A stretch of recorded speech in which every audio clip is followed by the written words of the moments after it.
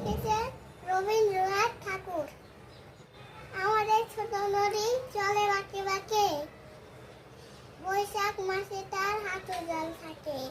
পার হয়ে যায় গরু, পার হয় গাড়ি, দুই ধার উঁচু তার ঢালু তার পানি। চিক চিক করে বালি, কোথা নাই কাদা, এক ধারে কাশবন ফুলে ফুলে সাদা। কিচিমিচি করে সেটা শালিকের ঝাঁক, রাতে উঠে থেকে থেকে শেয়ালের ঘাট। তীরে তীরে ছেলে মেয়ে নাই বা কালে, গামছায় জল ভরি গায়ে তারা ঢালে। সকালে বিকালে কবু নাওয়া হলে পরে, আসলে সাকিয়া তারা ছোট মাছ করে। আষাঢ়ের বাদল নামে নদী ভরো ভরো, মাটিয়া ছুটিয়া চলে ধারা করো করো। দুই কূলে বনে বনে পড়ে যায় সারা, বড় সার ও